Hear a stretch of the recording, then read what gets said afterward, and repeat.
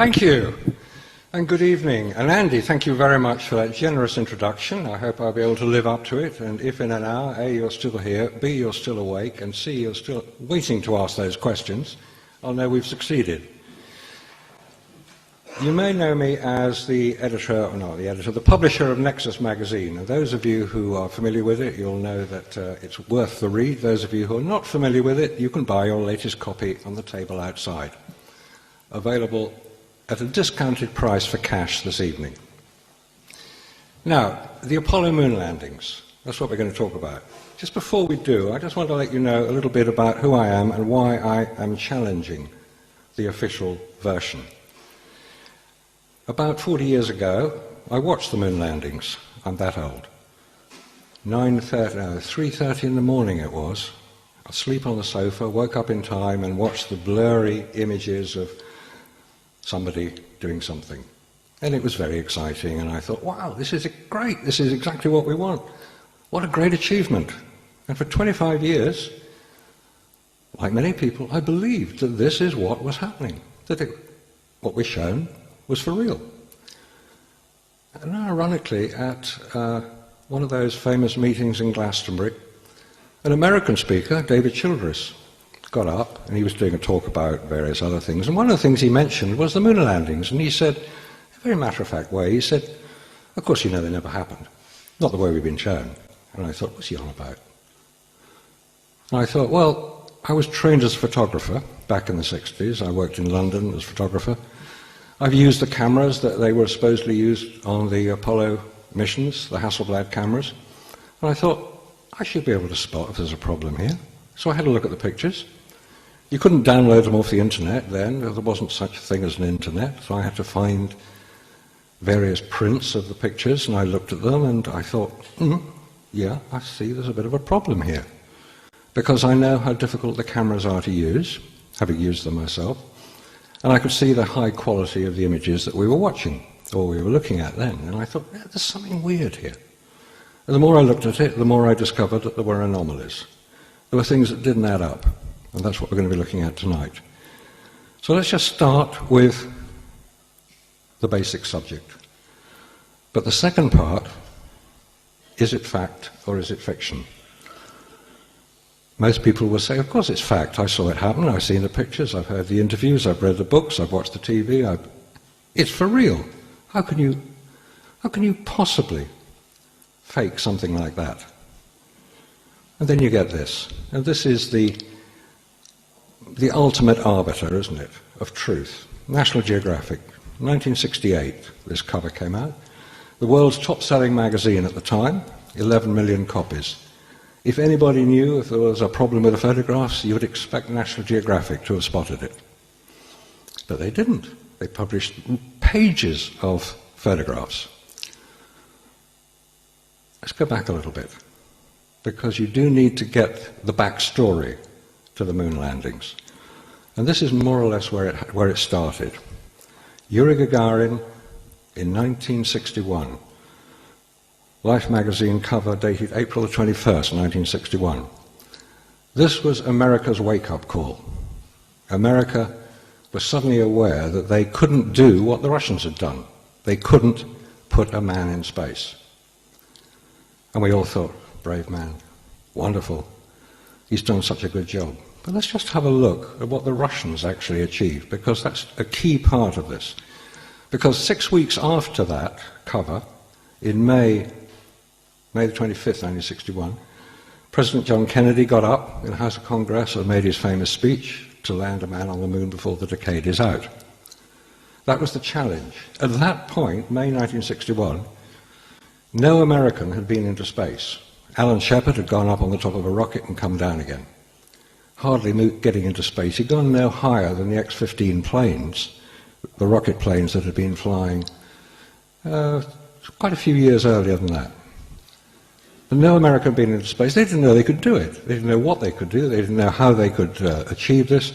But Kennedy, as president, made the challenge, and America has to come along and fulfill it. Now, what's happening over in Russia?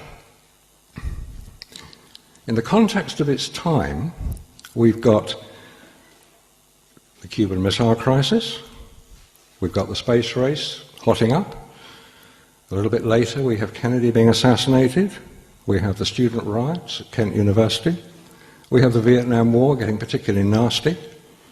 We have Robert Kennedy being assassinated. We have Martin Luther King being assassinated. We have Malcolm X being assassinated. We have upheaval in America.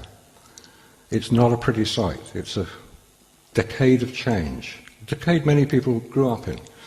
You're probably familiar with much of this that was going on. Yet in Russia, we didn't hear very much about it. But Russia has a remarkable ability to keep quiet about its failures and just tell us what we want to hear. They can make their cosmonauts disappear.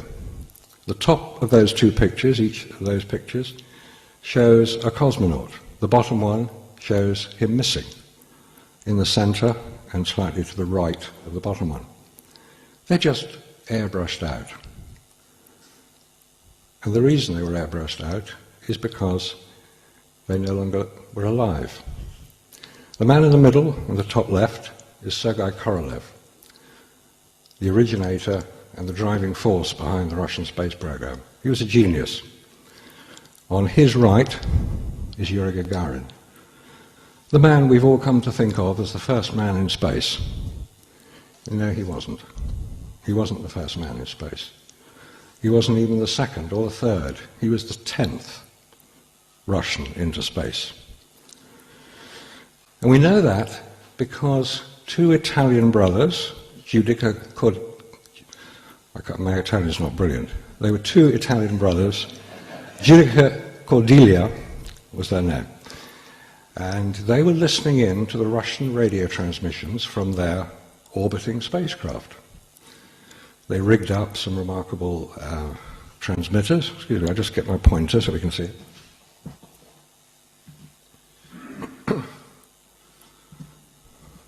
These were the rigs that they were listening in to the Russian space program.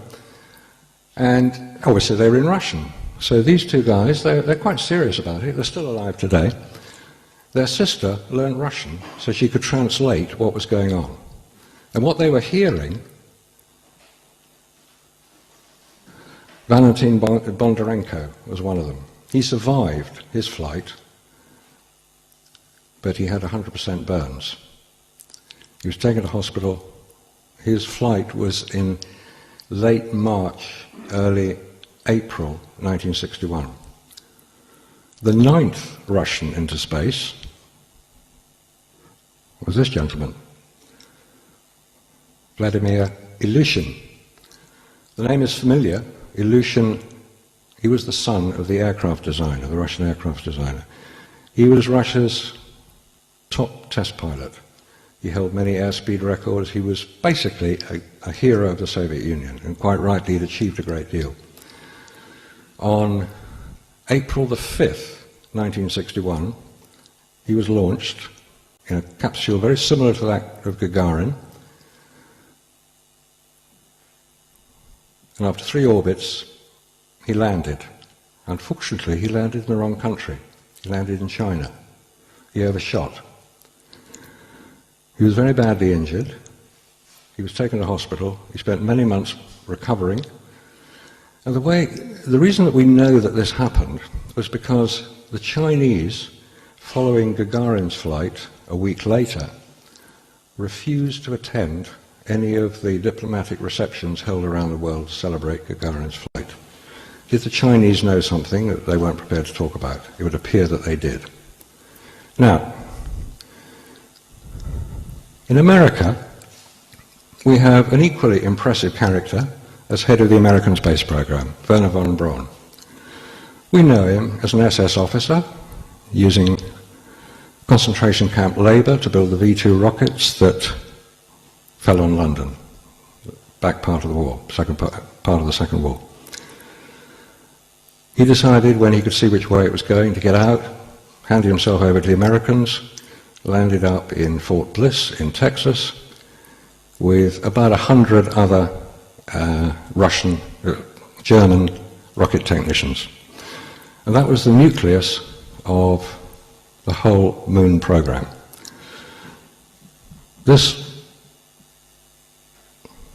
here you may be familiar with if you've seen the film 2001. This is what Wernher von Braun designed in 1952. Now, he was quite famous in America. He was promoting the space program. He promoted it basically from the early 1950s, that America should go into space. His overriding ambition was to land on the moon. That was what he intended to do. Now, at some point, after Kennedy made the announcement, and the landing on the moon, which was 40 years ago in 3 weeks' time, 1969, at some point, a decision was made that landing a man on the moon was quite easy. The problem was getting him back alive. And as it was all going to happen live on television, so we're told, a spaceman, an astronaut, dying was not quite what the Americans had in mind. So it would appear there was a backup plan. And this is the man who was asked to implement it. Walt Disney. What was Walt Disney's great stock in trade? He could create fantasy. He was brilliant as an animator, as a filmmaker, and politically, he and von Braun got on rather well. They both came from the same right-hand end of the political spectrum. Now, if you're going to go to the moon, you've got to practice. You've got to work out what it's going to look like. You've got to create various images of the moon. What we have here is a big 20-foot globe. It still exists today. It's in San Francisco. Made up to look quite similar to the moon, and for a very good reason. There's nothing secret about any of this. It was so that film cameras could be mounted on tracks. Anybody who's worked in the film business will know that's how you do tracking shots. So in order for the astronauts who are going to be in their simulators, the lunar landers, the command modules, they'll want to know what's happening outside the window. As you approach the moon, what's it going to look like? So you film it and project it onto the windows outside the simulators. Nothing secret about that at all. There's one interesting point, that there's the globe made up, and this is a more detailed version of it, and this one here is actually quite a large thing. These are two people at the bottom here. Quite a large version, and we're told, of the Sea of Tranquility. In this one here, you see there's a little girder at the top. There's a little light. These are the girders of the warehouse in which the globe is made. They're going to feature later. Watch out for them.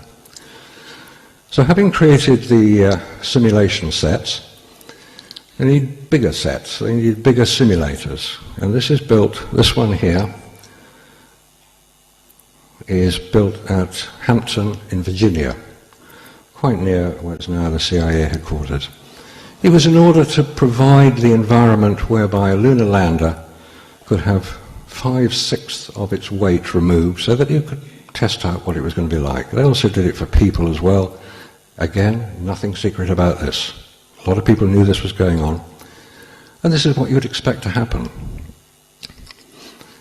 When you build the spacesuits, you have to do the simulations to find out what it's going to be like when you're wearing them. And this is Neil Armstrong practicing getting his little lump of rock, and probably practicing his one small step.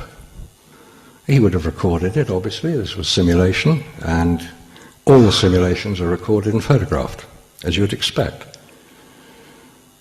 When you're going to land on the moon, you need to fly a pretty strange craft, the lunar lander. You've got to practice that as well. And here we run into a major problem, that this is the best, known as the flying bedstead. And this is the thing that was used to train the astronauts to land the lunar lander on the moon. They couldn't use the real thing because it would collapse. It wasn't strong enough. It wasn't made to be strong enough. Unfortunately, it kept crashing. And that's Neil Armstrong bailing out when it went wrong. And they tended to go wrong. And it should be borne in mind that no astronaut had successfully landed a craft on the lunar surface, obviously, before he got there, but he hadn't done it on Earth either. Anyway, let's go off to the moon, have a look what happened up there. The Saturn V rocket, with its similar to the V2 markings, actually, there's 365 foot high, height of St Paul's Cathedral. It weighs the same as the roof over Wimbledon Centre Court, 3,000 tons. Big piece of kit. And at the top of it are 3 astronauts. Right up there. This is Apollo 11, so Aldrin, Armstrong and Collins will be on the top. The rocket leaves the ground, clears the tower, and between that happening and splashdown, well, it's 8, 10, 12 days later, there's only one source of information that we have access to. No independent verification has ever taken place of anything that occurred after liftoff and before splashdown. We rely on NASA to provide that information. So what does NASA stand for? National Aeronautics and Space Administration, obviously. Or possibly not. Possibly, never a straight answer. Possibly, not always scientifically accurate. Because they don't answer the question. I've asked them several questions. They've never answered. Now, having taken off, the one thing we do know that's going to happen is that we have to get through the Van Allen radiation belts. These are generated by the Sun and the Earth's magnetic field. There's the Earth in the middle there. And these are the Earth's magnetic fields, which basically form a type of breakwater to allow the solar wind from the Sun to go round the Earth. But in doing so, it traps highly radioactive particles, electrons, neutrons, protons, all sorts of weird and wonderful stuff which doesn't do humans much good. It doesn't extend out as far as the Moon. The Moon is totally unprotected. The Earth is protected. And these were discovered in 1958 by Professor James Van Allen, who put a Geiger counter at the top of Explorer 1, sent it up on one of the first rockets, and the thing stopped working. It just didn't function. And they realized it had become overloaded. So they put another one on Explorer 3. Explorer 2 blew up. Explorer 3 was sent up with a bigger Geiger counter on, and they found that space was radioactive. Seriously radioactive. However, it doesn't seem to matter if you're an Apollo astronaut. You can go through these things and it doesn't matter, because none of them have died of radiation poisoning. You're going to the Moon. This is the Moon. This is one of the pictures that was taken in 1958 by the Lick Observatory in California. It's probably the best series of photographs of the Moon, and at this point here is where Apollo 11 allegedly landed, on the Sea of Tranquility. Apollo 14 was over here, Apollo 15 up here. Basically they all landed on the front. This is the equator of the Moon, more or less across here. And one of the most prominent features is the Copernicus crater up here. And there's one crater down here called Vitello, which was photographed by the Lunar Orbiter unmanned craft in 1965. This was just one of the photographs it returned. Now, I don't know about you, but it looks like something's moved across the surface of the Moon and left a track.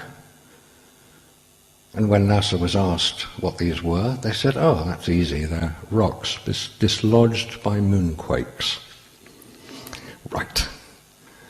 This rock is about 75 foot across, given the scale of the photograph, and it has rolled up out of a crater several hundred feet across the surface, leaving a fairly regular type of track. This is a smaller rock and it's moved further, but it's still come out of a crater. This is what I mean about never a straight answer. You ask a perfectly legitimate question, what are these? You're told they're rocks. And you say, no, I don't think they are. Rocks don't leave tracks like that. And anyway, if those were dislodged, why can't all the other ones be dislodged as well? There are plenty of other rocks around, but none of them were. However, that's almost a sidetrack. They never went back to have a look at those. But this is one of the great achievements of the Apollo program, we're told. Allegedly photographed from Apollo 17 on the way back from the moon. It's the pale blue dot, it's the blue marble, it's the photograph which allegedly fired the environmental movement, because we can suddenly see Earth for what it really is, a really very, very beautiful place. And as you circle the moon, you'll get pictures like this, which of course, equally exciting, Earthrise, wonderful. But if you say to somebody, yeah, that's a double exposure, and I've actually created a very similar picture myself. I'm not going to show it because it rather spoils the image, but this is a NASA picture from Apollo 8. And you have a look at the details. This is the horizon. Apollo 8 orbited the moon at about 60 miles above the surface, we're told. So a quick bit of trigonometry will tell you how far away the horizon will be. If you're 60 miles above a circular body, how far away is the horizon? And the answer is 250 miles. It doesn't look 250 miles away. Because if it was, would you actually see these relatively small undulations on the horizon, or would it be a completely flat, featureless, curved surface? When you see pictures taken from Earth, oh, by the way, the space shuttle is for real, the International Space Station is for real, anything happening in Earth orbit is for real. So when you see the photographs taken from Earth orbit, and you see Earth, you don't see any bumps on the horizon. All right, it's a bigger place, you're higher up, but 60 miles up, you can see all these bumps. They're quite small. The tallest mountain on the moon, we'll see in a minute, is 15,000 foot high. And they haven't yet been able to identify any of the Apollo craft supposedly left on the moon. So this picture, I contend, is a double exposure. You take a similar one to the one we saw earlier of the Earth and plant it somewhere in there, and it's an impressive picture. Almost like a fantasy. So if you're going to the moon, you want to take a camera with you because you want to take some pictures. So NASA, in their wisdom, chose the most inappropriate camera you could imagine, the Hasselblad. It's inappropriate purely because it's very difficult to use. It's not because it's a bad camera, it's actually a very, very good camera. The lenses are the best around, the camera itself is very good, but it's not appropriate to use under the conditions that we know that it was supposedly used under. There's a lens on the front, obviously. This is a polarizing filter, which is a bit ridiculous because you can only actually use a polarizing filter if you can see through the viewfinder, and there isn't one. There is no viewfinder. It's normally in a Hasselblad on the top of the camera, but because if you're wearing a spacesuit you can't see through the viewfinder, they took it away. You've got an electric motor drive underneath here. This is the shutter button, and this little dial here tells you how many pictures you've taken. Because in space no one can hear you scream. There's no sound. You can't hear the mirror because there wasn't one. So how do you know you've taken a picture? A few years ago, I was interviewed at some American program and they borrowed the lunar camera replica from Hasselblad. So I grabbed it and photographed it. These are the batteries. They're ordinary D2 batteries. They're made by Varta, in this case. Do you think they might have been affected by temperature? Like cold? Yes. The focus, shutter and aperture rings are controlled by levers, the levers there, and they're operated manually. The only automatic thing here is the electric motor drive, operated from here. There is the counter, the numbers here. The magazines, it's a big magazine here, it holds up to 150 photographs, 150 images, 35 foot of 70mm film. Same film as is used on the IMAX cinema today. So when you're in your spacesuit, this is what you see. There's your exposure meter, 125th if you're in sunlight, and 5.6 at 125th if you're in shadow. I don't know if anybody here has ever used a camera as complicated as this one, but you have to be fairly careful that you get it right, and there's something else you have to do. We'll come on to that in a minute. This is just to identify what a camera looks like when it is photographed at chest level, and the same camera photographed at eye level. The point is not so much that the camera itself is very different, but the horizon. I've deliberately used a fence quite close because it gives probably an exaggerated impression of what happens. The point is that the lower the camera position, the lower will be the horizon. It's optics. It doesn't matter whether you're on the moon or the earth, the same thing will happen. But if you've got a high camera position, and I photograph this at eye level, you'll get a high horizon in the background. A low camera position, low horizon. It's important when we start looking at the pictures in a minute. We will be looking at some genuine NASA pictures shortly, but we do need the backstory to get the full impact of what we're actually looking at. This is Neil Armstrong, Buzz Aldrin, in the lunar lander. Now, here's a question. You've probably all heard the famous landing of the Eagle. That was what their lunar lander was called, the landing of the Eagle. And it landed on Tranquility Base. And you heard the commentary as they landed it. The voice you heard was actually Buzz Aldrin's. And what he was doing was reading off number of feet down, number of feet across the ground, because they were coming in at an angle, allegedly. And Neil Armstrong, who was a brilliant pilot, no question of that, brilliant pilot, was piloting it. And he got the famous 1202 computer warning, which said that the computer was overloaded and it was about to abort the flight, and they overrode it. So he was landing this craft manually. Now, you could hear every word he said. What does that tell you? That they were wearing their spacesuits. Because if they weren't wearing their spacesuits, you wouldn't have heard a word, because there was a 10,000-pound thrust rocket slowing the craft down, literally 3 foot behind them. And if you've ever seen a Harrier jump jet land or take off, you'll know it makes a bit of a fuss. But you could hear every word he said. So he's wearing a spacesuit, obviously, in case something went wrong. So if he was wearing his spacesuit, would you be willing to operate these controls? That is the manual control. These are the dials and knobs that he had to operate. Would you, if your life depended on it, operate those dials with armoured gauntlets? Because that's what we're being asked to believe happened. But just go back a minute. Down here is a keyboard. It's just got numbers. It's not got letters. It's got 0 to 9 and 4 entry keys. It was a fairly primitive computer, but you still had to enter in codes, and you had to do it with your finger.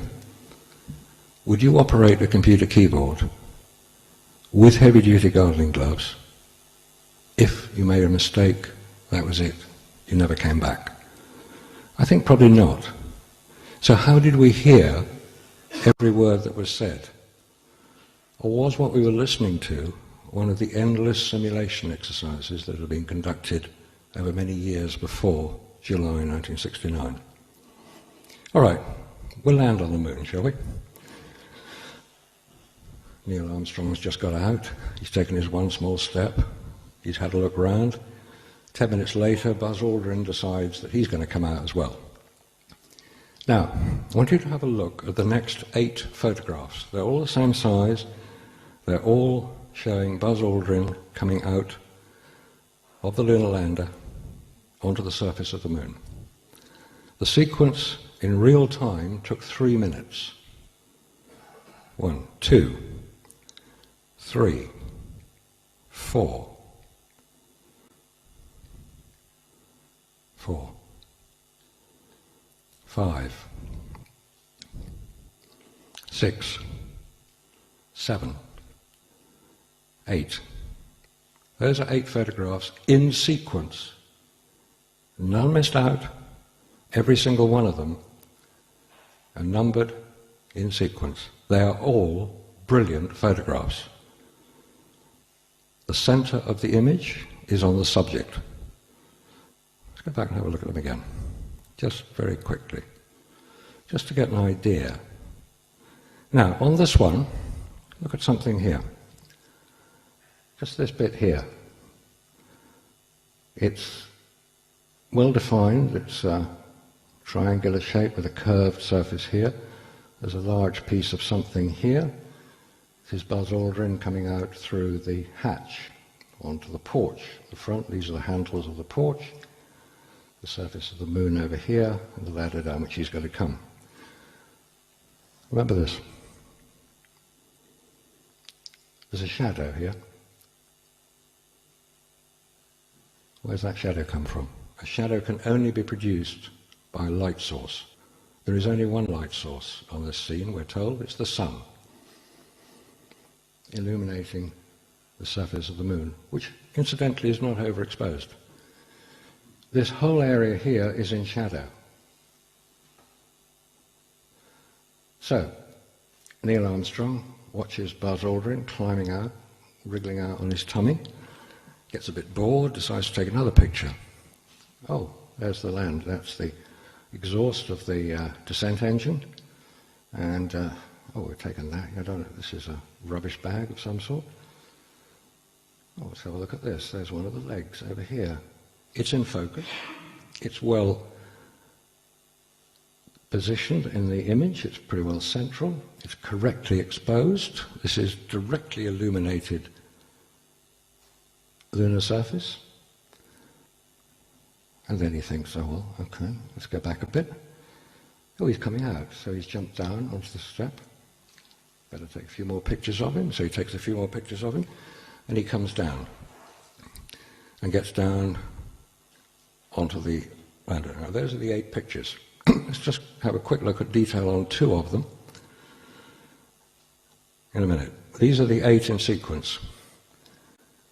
If anybody here can tell me that they would be willing to take a Hasselblad camera with Kodak Ektachrome film rated at 160 ASA, which is what it is, or ISO these days, and get 8 pictures of 3 different scenes, correctly exposed, correctly focused, correctly composed, no heads cut off, using a camera that has no viewfinder, that has to be manually focused, I would like to see that. Now, I've asked that question of many professional photographers, and every single one of them says the same thing. Well, you've got to bracket it. How do you know what the light situation is there? Nobody's taken a picture there before. How do you know how bright it is? You've got to bracket. Bracket means you get the scene set up, you think you get pretty well what the exposure should be, and then you take 1/2 a stop below it, 1/2 a stop above it, or so on and so on. You bracket the exposure. You get one picture that's going to be correctly exposed. Because with Kodak Ektachrome, which is a transparency material, you cannot change the processing. You've got to get the exposure spot on, or you've ruined the picture. That's why you bracket. But not on Apollo. Oh, press the wrong thing. Here we go. Detail on one of the pictures. Buzz Aldrin coming down the ladder. This is his foot. This foot here. There's a highlight of light on his foot, which can only be produced by a point source of light, but they didn't carry any. I contend that this is electronic flash, because you'll see his foot is not on the top rung, so his body is moving in relation to the camera. And anyway, if you were coming down a ladder, would you come down like that? Kick your left foot out, and hope your right foot, which you can't see the rung, is going to land? No, you'd feel very gently. You're 10 foot off the ground at that point. But no, Buzz manages to come off and do it. When he gets to the bottom of the ladder, his feet there, again a highlight of light on his boot. And they're inside the pad. What's going on here? These are studio shots taken during probably during simulation exercises on Earth. They were designed to be PR images to promote NASA's space program to the American people, who, bless them, were paying for it all. Man on the moon. We've seen that many times. Again, you have a camera that has no viewfinder. It has a 5.6 aperture wide-angle lens. It'll only focus down to about 3 foot. These are brilliantly exposed, correctly focused, and in the middle of the picture. There are actually 2 of each of those. I've only put one up. We don't need to see too many of them. Now we come on to the, got to acknowledge the American flag. Fair enough, they were the guys who got there. Amazing how dark the land has suddenly got when you don't need to see it in any detail. It's the same place, it's illuminated by the same source of light, the sun, and there is a strange thing. I don't know who this is. This is a one-legged astronaut. There's no foot there, no foot. I don't know what he's done. Big hopping, I suppose.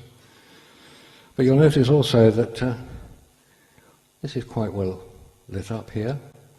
It's beautifully composed. We only took two pictures of that image. One of him saluting, and this is the second one. Now here's a weird bit. This is Armstrong and Aldrin taken by the data acquisition camera. It's a film camera mounted in the craft itself, and they did one exposure every second for the whole time they were on the surface. They're both about the same height, Armstrong and Aldrin, so how come their shadows are different lengths? The sun's in the same position. If you actually do the measurements, the angle here is 26 degrees, and the angle here is 35 degrees. But the sun, we're told, was at 13 degrees above the horizon when Apollo 11 landed. It doesn't make sense. Got some strange things going on in the background here. This is lens flare. That is quite common on a Hasselblad. That is the shape of the Hasselblad shutter. But I don't know what this is. It's here again. I haven't a clue what these are. I'm not going to say they're spotlights because they do appear in other images in places where they couldn't possibly be spotlights. But who took the picture of Aldrin where you can see the top of his backpack and the top of his helmet? I don't know. It's a bit of a mystery. Here's the famous one, Man on the Moon. This is the original NASA image, as downloaded from Lunar Surface Journal. And it's a great image. It is centered, that's the center of the picture just there. And you'll see that it has been altered. It's the same image there. And this is what it normally looks like when you see it reproduced. You notice here, it's a different color to there. Basically just added a bit of black on the top. It makes it a better composition. There's no mystery about it. But it did cut his communication area off the top. There are other things about this picture. It was taken with a wide-angle lens. So why is the background out of focus?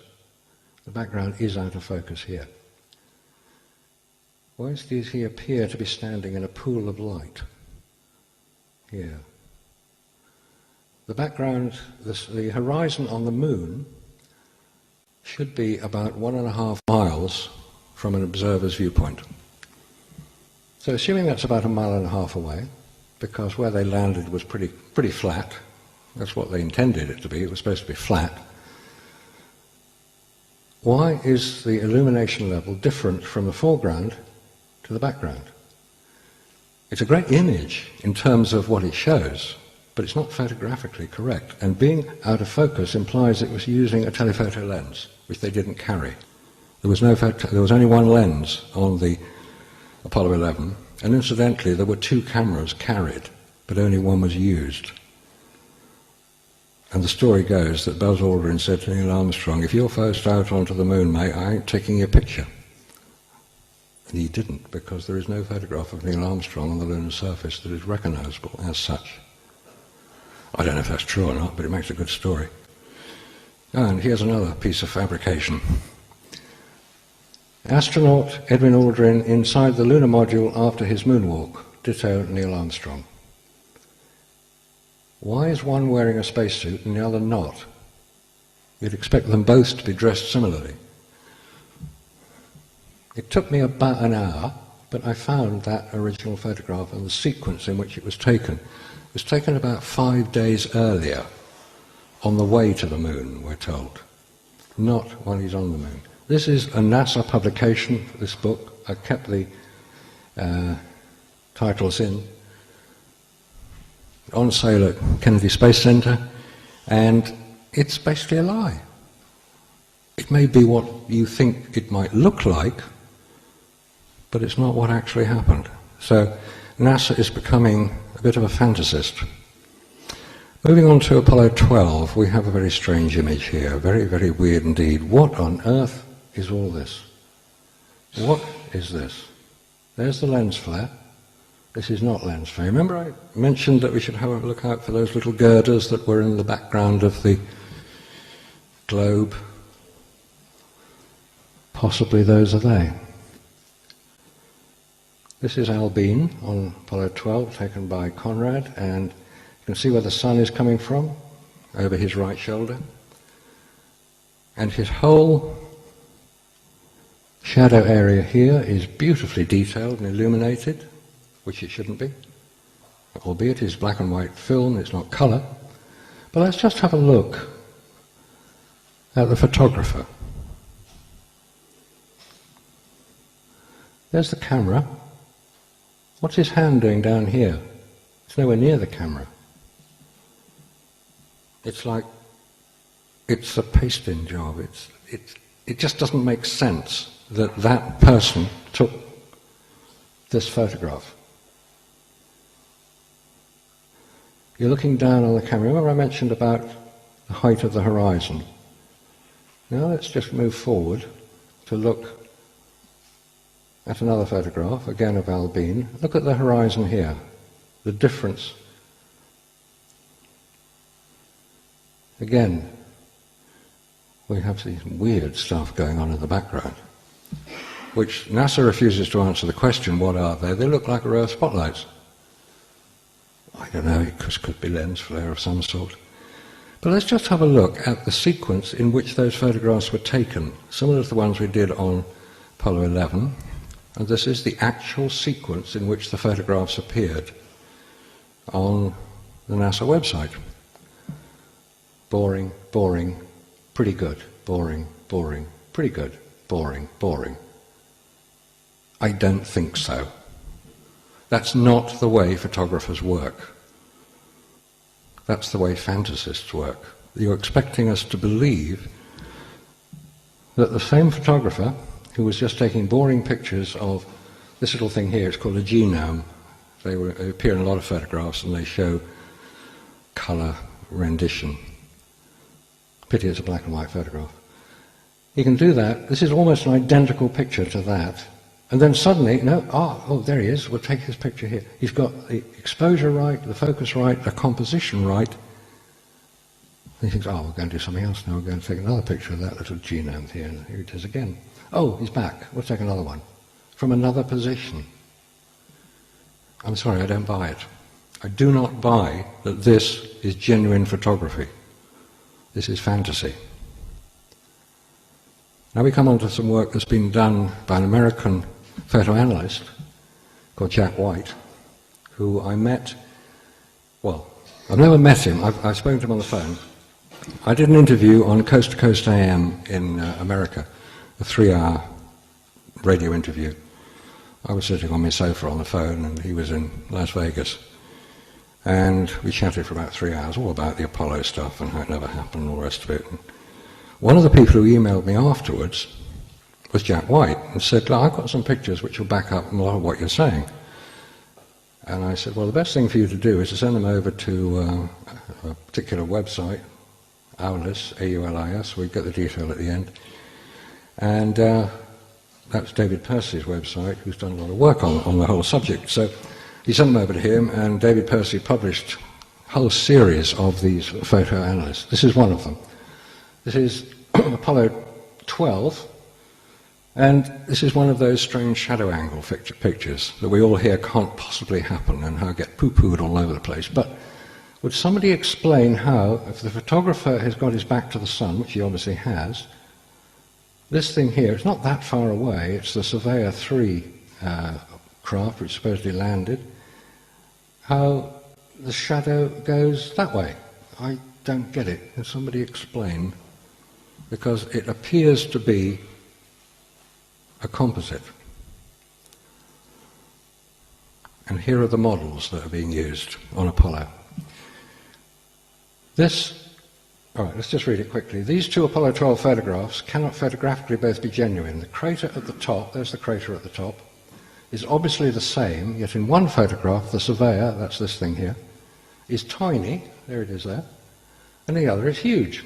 Yet the crater remains the same size. The laws of perspective do not work this way. I believe that all photos of Surveyor 3 were staged with various size scale models on a miniature stage set. I can't disagree with that. There's the crater in two pictures. Notice the numbers, 7090, 1122. They're not sequential. AS is Apollo Saturn 12, magazine number 48, magazine number 48, that's 46, 48. And that's photograph series number. It doesn't mean to say there are 1,000 photographs in the magazine, it's just the number that they were numbered with. But would you agree that if you put an object there and you get a background object of that sort of size, it can't possibly be the same object with that background object of the same size taken from further away? It doesn't seem to make much sense. Miniature stage set models. And here we have one of the great anomalies of Apollo. This is Apollo 14. How is it possible for a camera pointing directly into the sun to have the silhouetted side of the subject lunar excursion module, the LEM, to be perfectly exposed? The LEM silhouette should be as black as the shadow. Additionally, a circular halo is not a true photographic result of pointing a camera directly at the sun. You don't actually point cameras at the sun. It's not a wise thing to do. It doesn't give you a very good photograph, except if you're on the moon. Then it gives you a wonderful photograph, because it also allows you to see every detail in the shadow area here. And you can even illuminate things like this, which are underneath the lunar module. But the shadow, of course, is boring, so that's black. I'm sorry. This is a beautifully staged recreation on a stage set. I don't know where it was. It was probably not even a secret. There were professional photographers around photographing all the training and simulation exercises. This is just one of them. If you actually then examine in more detail, all the Apollo photographs have these little crosshairs on them, reticules they're called. They were put in a screen in the camera itself, and they appear on every photograph. However, on these particular ones, they appear to be lifting, which shouldn't happen. And if you then actually examine the light, it looks like a spotlight. It doesn't look like the sun, because you can see the thing inside of the bulb. Right, let's do a little experiment here. This is the same lunar module on Apollo 14. Okay, quick question. What's the temperature of space? Temperature of space is minus 270 degrees Kelvin Celsius, very cold. So cold nothing moves. Unless there's something in space to have a temperature, like a spaceship, or the moon, or the Earth. Then it gets heated by the radiant energy of the sun. So you put a spacecraft on the lunar surface, like this one, and you sit it there. What temperature is it going to be? When it's been sat there for a couple of days, 48 hours in direct sunlight, is it going to be hot or is it going to be cold? Logically, assuming that the craft is full of air, which is what you'd need if you're going to survive as an astronaut, it's going to be hot. You try getting into your car when it's been sat in the sun for a few hours. It's pretty hot. There's a technical formula which I won't go into. It's called the black body radiation formula, which you can use something called the Stefan-Boltzmann constant to work out the temperature of any body in space. And if you do the calculation, this spacecraft should have a temperature of 240 degrees Fahrenheit. Reasonable sort of temperature. How do you keep cool in that temperature? You can't use air conditioning because you're in a vacuum, which is the best insulator there is. So you have to use radiant. You basically collect the heat, and you either evaporate water across a piece of metal, and violent evaporation of water will remove heat, or you can radiate it out into space. But there's none of that going on here. However, that's a little diversion. Look at the flag. Remember the flag, and remember this board here. It actually looks like a checkerboard. We're going to flip that picture over. So the checkerboard is here, and the flag is here. It's just a reversed image of the previous photograph. And then you get this. Then you get this. This picture, the top one, black and white one, appears in a book I'll show you in a minute. And here is the checkerboard, and this is the lander, and there's the flag. It's moved. This is the golf shot. This is the famous Alan Shepard taking a golf ball to the moon and see how far we can hit it. Oh look, there's the golf ball. He's hit it a long way, he tells us. I'm no golfer, but he's supposed to have sliced it. How do you slice something in a vacuum? I don't know. Anyway, what have we got here? We've got the American flag, which is not quite the same as it was in the previous picture. We've got the golf ball here. We've got Alan Shepard here. We've got Ed Mitchell here. We've got their little trolley. They carry their experiments around with them in, and this is what's called the S-band antenna, which is pointing at Earth, so that you can communicate with Houston. And it's a fake, complete fake. It's a Hasselblad image. You've got the crosshairs there, and it appeared in this book called Moonshot. Golf Shot, Moonshot. Introduction by Neil Armstrong. Alan Shepard and Deke Slayton, they were the two of the most senior astronauts around. Anybody wants to see the original, it's actually in this book. Published about 15 years ago, and the paperback version of it doesn't include that picture. It doesn't include a few others as well. This is the television image of the same, supposedly the same incident, the golf shot. There's the flag, which happens to be the other way around. So they got the continuity wrong. This picture was on display at the Kennedy Space Center for quite a few years. And then I sent the details of this to website and questioned it and said, well, how was this picture created? And the Apollo research community out on the internet is a pretty vast bunch of guys. They do know their subject.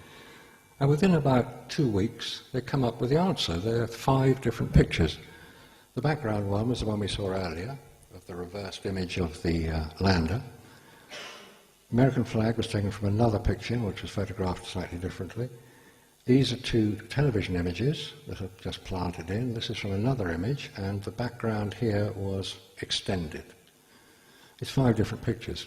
Once the news came out that the picture was fake, because it's not in the book, it's not shown, it's not captioned as a fake, or a montage, or a composite.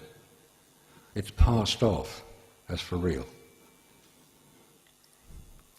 As soon as they saw that basically they'd been rumbled, they took the picture down.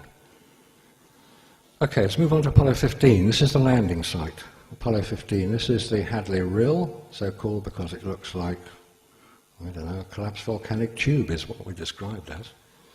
A rill, a little sort of winding thing. That's where Apollo 15 landed. Okay, this is where they landed. That's the mountain in the background. It's called Mount Hadley Delta. Just to give you an idea of the geography, there's Mount Hadley Delta, and there is a little crater just here, which you'll see in a couple of the other pictures. This is Mount Hadley. This is supposedly the highest mountain on the moon. about 15,000 foot above something. Not above this particular area here, but above something else, because obviously this is deeper. This is a little bit lower, 13,500. So let's call it about a 7,000 foot mountain above the surface. So when you've got this image here, there's Mount Hadley Delta behind you, there's the crater over there. Does that look like a 7,000 foot high mountain? About 3 miles away, because that's the distance away from where the camera was. No, it doesn't. It looks like Snowdon's little sister. Not very big at all.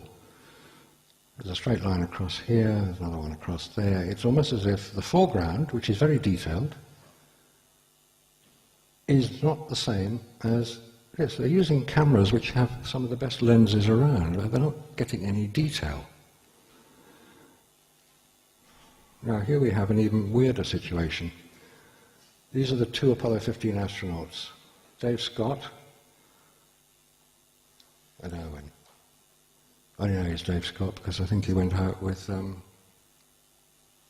his TV newsreader.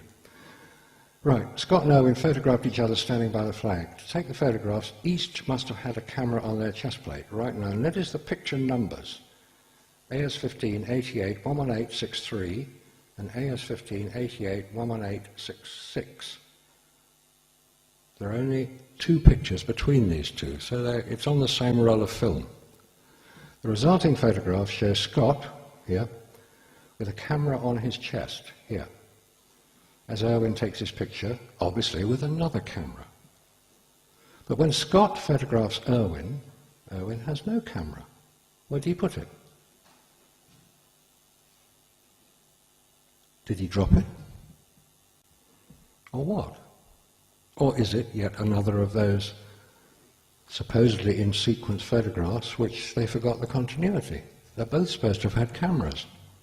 Only one of them has.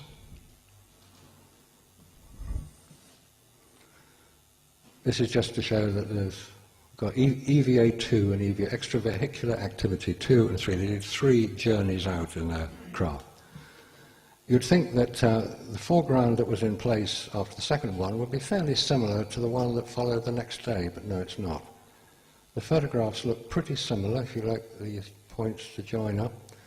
The edge of the flag, the United States thing, the end bottom. These lines show points of similarity, but yet they're taken 24 hours apart. Could you get a very similar background like that in 24 hours apart? First thing you do when you're on the moon, you plant the flag. Like that. So where is it? They've had time to unload this thing here, they've had it unloaded there, they had the flag there. Where's the flag? It's gone. It didn't fall over, but it's just not there. Continuity again. All right. Now, here we go, a weird one here. Note where the background hills are identical for splicing. Right. The arrow here indicates a little nick in the hill, here and here. It's the same hill, running at an angle. If you take the 2 photographs together and splice them at the point of the nick in the hill, you'll get one lunar module there and you'll get another one over there. It doesn't seem right somehow. There was only one, allegedly, at any one time. But not on Apollo 15. They had 2. Now, how many craters do you want in your pictures? You can have one there. Oh, it's gone. Fairly similar photograph numbers. Or are they? Right, this one I'm showing purely because it's actually quite a well-known picture, but I'm not showing the well-known part of it. It's called the Sea Rock picture, and this is supposed to be the Sea Rock. C, it had the letter C on it. I'm not showing that because it can't be proven exactly how that letter C got there. It does look exactly like a typed letter C, but there's all sorts of discussion about it, and if you want to find out, then have a look on the Apollo Lunar Surface Journal. They give a long discussion about what happened to the sea. There's a hair in the camera. The point about this is very difficult to go through a right angle. that this remarkable lunar rover managed it, can turn through a right angle. You've got very great detail. That's one of those little genome jobs. And about here backwards, there's no detail whatsoever in the background. What is going on? Are they frightened to show us what the background actually looks like? Or were they just assuming that nobody would spend the time and trouble to examine them in as much detail as is being going on now? Now, let's make it a little technical, but bear with me. Port and starboard. There's the door out of which astronauts would come out of their lunar lander, and if you're a naval person, you'll know that as you face the bow of the ship, the right-hand side is the starboard and the left-hand side is the port side. So they're standing in there, looking out through the windows there, so this is the starboard side. This is the port side. It's to do with where the lunar module was loaded onto the lunar lander. And reading through here, it says that it was loaded. Now, this is a picture taken of the loading of the lunar lander. Loading of the lunar rover. Here is the ladder. It's obviously not the same ladder, but it's a ladder used to access the lunar module. There's the doorway in there. It's quite definitely being loaded onto the port side. This here matches this here, that line matches that line. But the lunar rover didn't unload from the port side, it unloaded from the starboard side. What's going on? Again, it's continuity. It photographs better on that side, and it always managed to get the American flag showing, no matter how dark it is. Yet another anomaly that has yet to be fully addressed. Now, this is the landing area of Apollo 17. This is the Taurus-Littrow Valley. And have a look. This is the command module, by the way, this thing here, because when the command module and the lunar module separate, we're told that the lunar module goes up onto a higher orbit. I don't quite know why, but it did. And that's the command module. And this is a photograph taken from the lunar module of the Taurus-Littrow Valley. Now, the point about this is, look at this hill here. This will be the background to many of the photographs that were taken on Apollo 17. It's quite wide, it's about 4 or 5 miles across, and the landing point was sort of more or less in the middle here by some of these craters. This little hill here will feature, as will this little bit here. But before we get to the actual land, let's just ask another question. If there are any astronomers here, perhaps they could answer the question which I've yet to have satisfactorily answered. This is again the same picture of Apollo 17. And what we have here is the horizon. This is the lunar module, probably 15, 20 miles above the surface. This is the Apollo 11 approach. This is their, we're told, landing site over here. And this is the terminator, a bit between light and dark. Because the moon is circular, the sun will obviously disappear at some point. But it hasn't disappeared here. The angle of the sun when they landed was very similar, about 13 degrees above the horizon. You would expect, wouldn't you, that the horizon, which is probably, let's say, 150 miles away, to be generous, would start to show up some of these little hills here, but no, it doesn't. It's like they were using a rather better lit model in some studio. Anyway, another mystery. Right. Remember the hill we looked at? This is the same hill here. Same hill here. This is what's called the split rock. This was photographed on Apollo 17. And where's the lunar module gone? It seems to have vanished. We're told it was somewhere about here. Now that mountain is about 4 or 5 miles away, so fair enough, it's going to be a bit small to see it. Ah, there it is. Found it. Oh, this is the same mountain. What's going on? you'd think that, all right, you can get a long way away from something, and yes, the mountain behind might look quite big. But if you get close to it, will the mountain look the same size? And then if you take this bit here, this would be the equivalent of a telephoto shot, the mountain looks huge. This image and that image are the same. Same mountain, lunar module, now where's it gone? It's the same area, it's quite a long way away. You'd expect the lunar module would be at least somewhere in that picture, but it's disappeared. What is going on? These are all Apollo 17 photographs.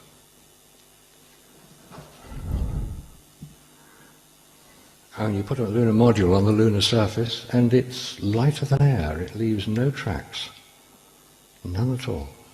Footprints, plenty of them. No tracks for the lunar module. Now, I don't know if it had special tracks that didn't leave anything, but it does rather defy belief that it wouldn't leave any track when you see lots of tracks all over the place. You may have seen a famous photograph and famous video of the lunar module taking off from the lunar surface, and it was photographed from this thing here. The TV camera up here would have filmed it. The TV camera was controlled from Houston. 1.3 seconds download, 1.3 seconds upload. They timed it pretty well, actually. Pretty well, very good. But this is the final resting place of the lunar rover, and so is this, and it's quite different. So again, NASA have managed to either mislabel it or just get it wrong or think that we're going to forget it. Because the wheels are turned on this one, and they're not turned on this one. The S-band antenna is pointed in quite a different position, and there are no tracks. It's weird. It's mysterious. It just doesn't add up. It's as if we have been presented with a fantasy.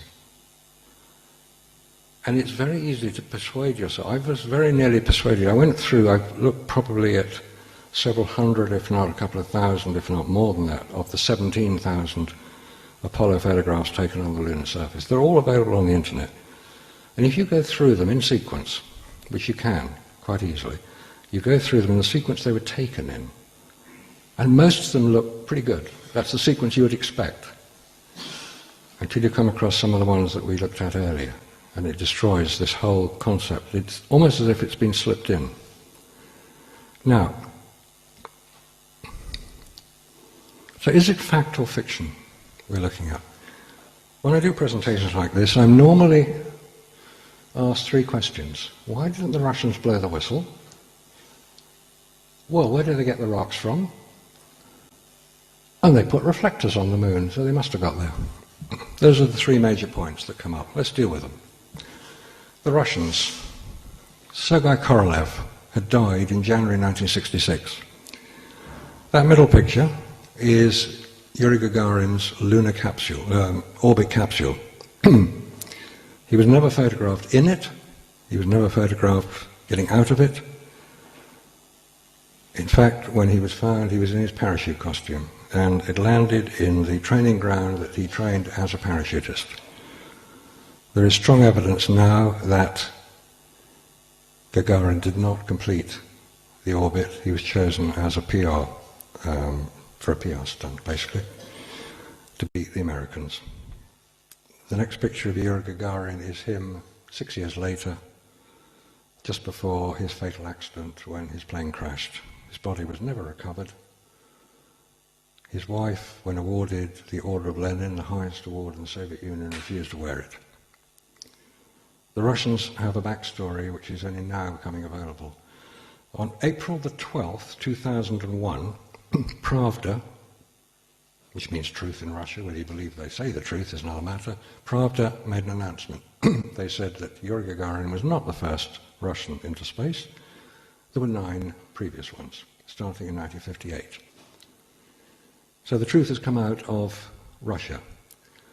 On July the 21st, 2009, the 40th anniversary of Apollo 11, we are told that NASA will make the announcement that they have discovered the films that were taken on Apollo 11. And we're going to see some really high quality images. So it looks like the lies will continue. The rocks. I've got one. It's a piece of moon rock. It's quite nice, isn't it? Not very heavy, but then moon rock isn't. It's quite similar to that first one. It's like that, or possibly like that. Now, these are the Russian moon rocks, by the way.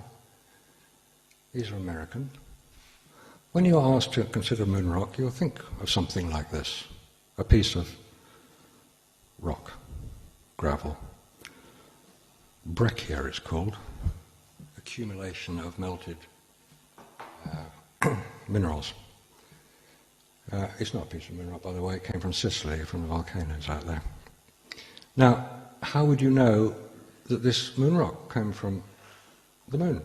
There's one in the Science Museum, and it says it, moon rock, so you must believe them. It came from the moon, didn't it? What about these scientists who've examined it? All over the world, 30 universities have examined moon rock.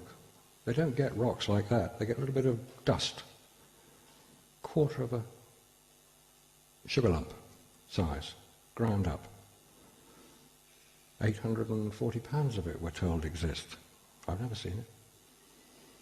And those reports that are coming through now say that moon rock is very similar to Earth. Very similar indeed. There's very little difference. Some will say there's no water in it. Well, of course there's no water in it. You can easily remove water from rock. It's called put it in a vacuum chamber. So the rock isn't conclusive evidence that anybody landed on the moon. Now the reflectors. So we hear a lot about the reflectors. This is how they measure it, with the big laser beam out of the McDonald Observatory in Texas. This is a laser beam, and it's very nice. Now, most people think of a laser beam as being coherent light, which means it maintains its shape over whatever distance you point it. No, a laser beam actually does diverge very slightly. If you point a laser beam powerful enough so it will hit something 250,000 miles away, what diameter will the beam be when it arrives on the moon? Will it be the same diameter as it left Earth, or will it be slightly wider? It'll be slightly wider. It'll be 2 kilometers in diameter by the time it hits the moon. What diameter will that beam be when it gets back to Earth?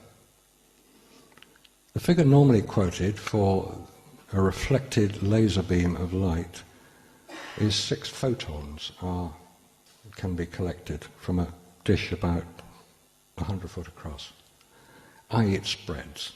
Now, if you're going to fire it at one of these reflectors, this is what they look like. This is the Apollo 11 reflector. This was it before it got launched onto the moon. You need to know where they are. And if you don't know where they are, you can try roughly going for where you think they should be. But are you going to be sure that you hit the reflector or not a shiny piece of rock?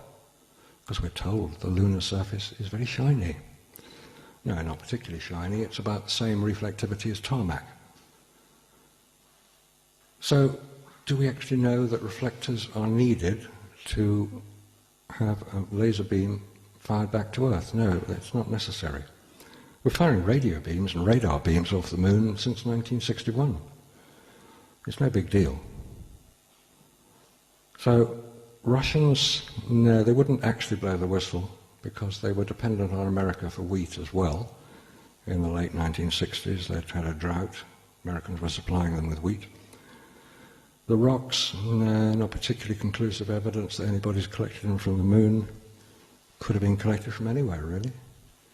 And reflectors, not particularly conclusive evidence that there have been any reflectors placed on the moon, let alone are being used, and seeing as the budget's just about to be cut. It only costs $125,000 a year to operate the laser, and the National Science Institute have just stopped it.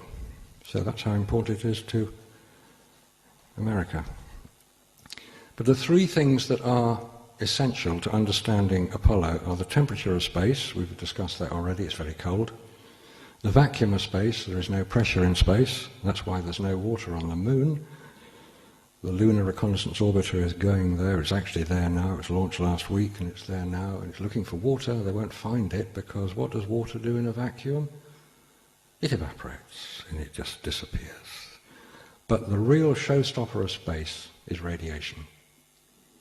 That's why the Russians actually gave the game away back in 1969 when they were asked through Sir Bernard Lovell, who was at that time head of the Jodrell Bank radio telescope, who was tracking the Russian craft, and he was asked to ask the Russians when they were sending men to the moon. Reasonable question. And the Russians said, we do not intend to send any cosmonaut to the moon until we can ensure their safe return due to the dangers of radiation. The Russians, ironically, are more honest than the Americans, and they did tell us what was going on. So as regards this whole farrago, this whole strange story, we're going to get some more of it tomorrow night. I'm with astronaut 4 on this one.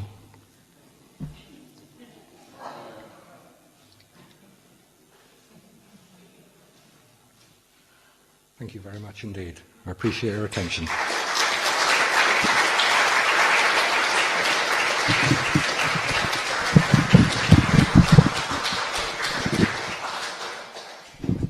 Okay.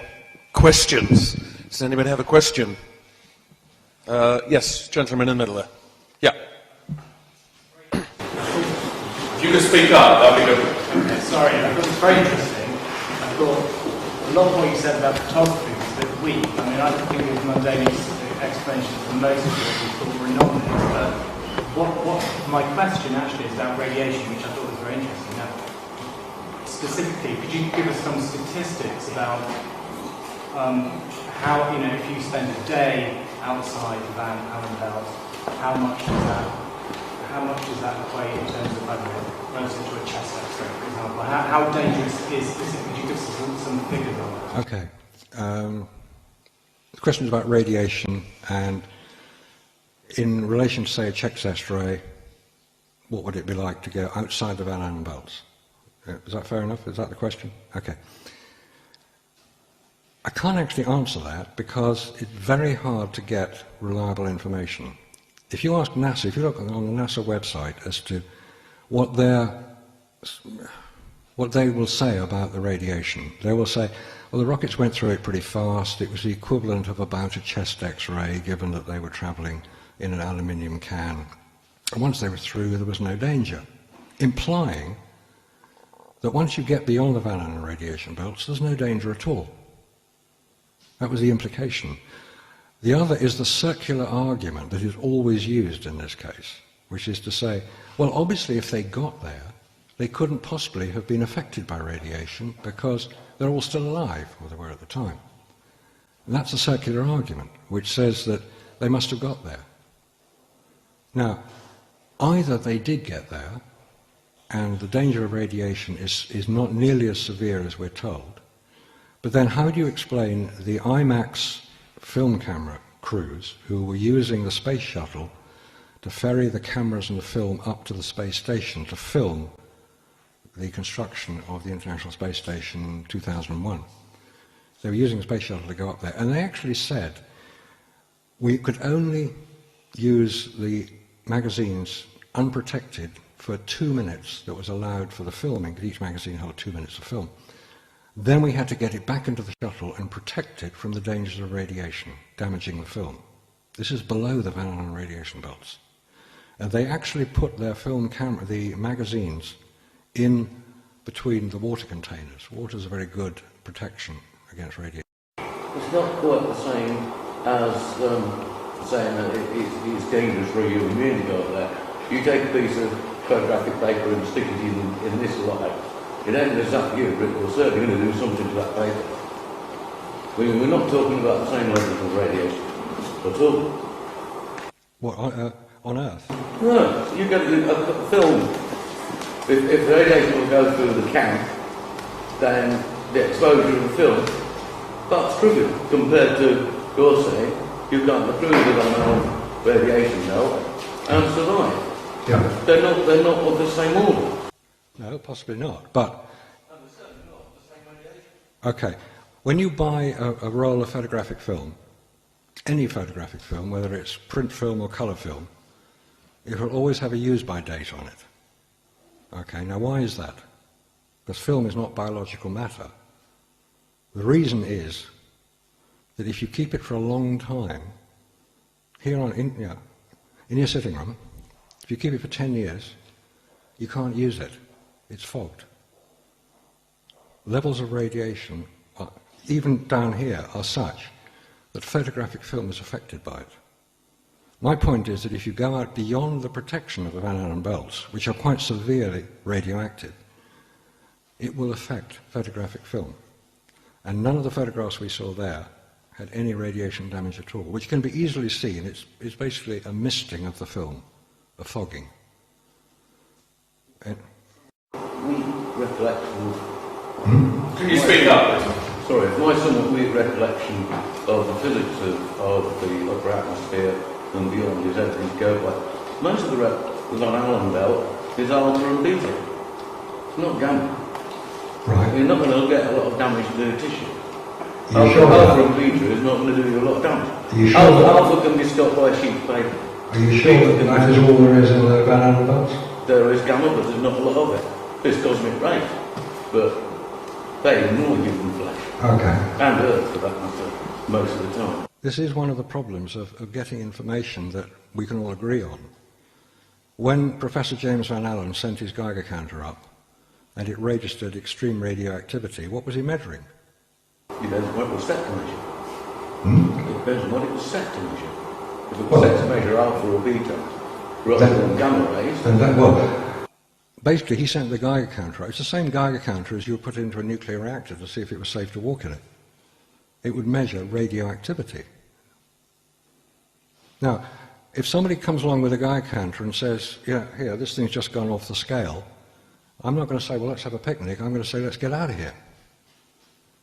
Now, the same thing happened at Chernobyl. My question to NASA was, if these spacesuits, which you've equipped the astronauts with, are so good at protecting them from the radiation in space, couldn't they be used by technicians to go into Chernobyl or 3 Mile Island and clear up the mess? And they said no. You have to ask why. Did they carry any protection? There's none in it. I've read the specification of the spacesuits. There's none in it. And by the way, the spacesuits were made by the International Latex Company, a division of Playtex. Very suitable people to choose to make spacesuits, but they didn't provide any radiation protection. And I have to ask why. The cameras had none on them, the spacecraft had none on it, so how come the film was undamaged? Now, if I say that no living person has travelled beyond the Van Allen radiation belts, I'm probably stretching your plausibility threshold too far. But think about it. If you agree that radiation is not a danger, why has nobody ever gone beyond them since? Why have the Russians never attempted to, having said that they didn't want to harm their own cosmonauts? There is a major problem. There is a question that has yet to be answered. And that's all I'm doing. I'm saying, well, let's try and answer the question. So if there's a nuclear physicist here, am I right that there's a danger up there? Or is it safe to go and sunbathe? Because we get a great tan on the moon. No clouds. Okay, let's have another question. Well, that's just standing up. I suppose we'll let you. Go on then. This is changing tack a little bit. I think some of those the photos that you showed are convincing in the sense that they were used to aid publicity for NASA later. Photos were fake. That doesn't mean that lunar landings never took place. It's more an understanding of human nature and conspiracies. The conspiracies will succeed over a period. A very few number of people must be involved. Someone's going to blow the whistle for whatever reason. They have. Well, 400,000 people worked for NASA, directly worked for NASA during the 60s. At the time of Apollo, there was actually not quite that number because they didn't need them to build the rockets, they'd all been built. Well, let's say 400,000. A lot of people. Can 400,000 people keep a secret? Yes, of course they can. Did the 400,000 people who worked for Apollo keep it? They didn't need to. I'm saying that they could keep it. The Manhattan Project was kept secret. The Enigma Project was kept secret. There are many examples of large numbers of people being aware of something and not talking about it. However, if what I'm contending did, not many people would need to know. Not many people would be required to know, because they were all doing the very best job they could. They were building the best rockets they could, the best spacesuits, the best control centers. They were doing the best training they could. They were doing the best PR they could. They were producing the cameras and everything that was required.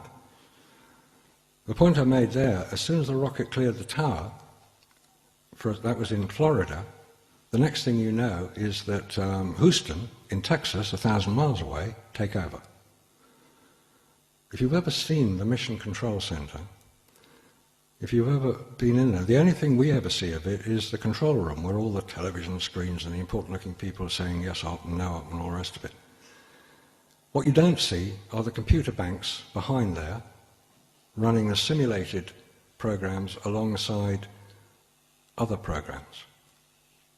This is going on the whole time. You see them reading their computer screens. What are they reading?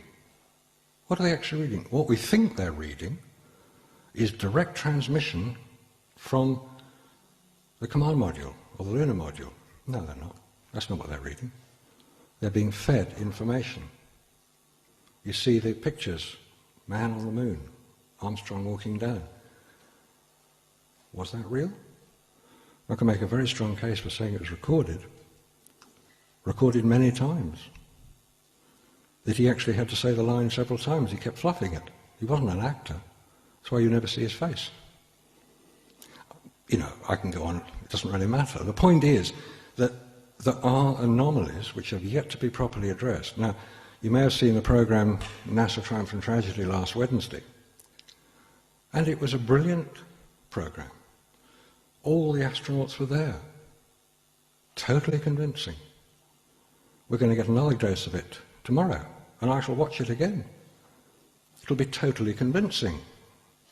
And you'll think about, who was that chap yesterday who was talking about this? What was he on about? That's what propaganda is about. And there are some brilliant exponents of propaganda. We were all convinced that a certain gentleman in the Middle East had weapons of mass destruction. He didn't, as it turned out, and fortunately it could easily be found whether he had or not, because you just go and look. Nobody can go back to the moon and look. And that's the problem. So the plausibility threshold is probably set a little bit high. That if I'm asking you to take on board the fact that something that for 40 years you may have thought is ludicrous, may well have a degree of truth about it, is a difficult step to make. And it took me a long time. If you're coming to this for the first time, if you have decided, well, I'll find out what this conspiracy theorist chat's all about, and if you have doubts, fine, check it out yourself, nasa.gov, that one. You go on there, and in the search box you put Lunar Surface Journal, and you get every photograph taken on any of the Apollo missions. All the pictures I've shown, that's where they came from. If you want to see the,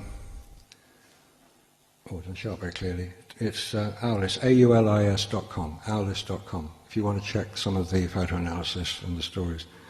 David Percy spent 8 years researching it. There's a lot of this around. So, if you're convinced, great. If you're not convinced, fine. You can have a lovely future. Let's have another question. Lady here. Two questions. One is about the flag, that it was wind or something. You didn't mention that. It was the flag, if you just put a flag up, it would just hang down unless there was wind. And that's the first question. The second question is, why hasn't America, NASA, taken someone else to the moon? Why, for 40 years, if it were correct that they did land on the moon, why would they not be back there to do more research and so on? Those two things to me, I've always, since I've seen programs like the ones you're talking about, it's always really looking at it's false images, all of that. Okay. Yeah, good question. Well, two questions. Flapping flags, and why haven't they been back? Right. If you're in space, there's no wind, so there shouldn't be a flapping flag.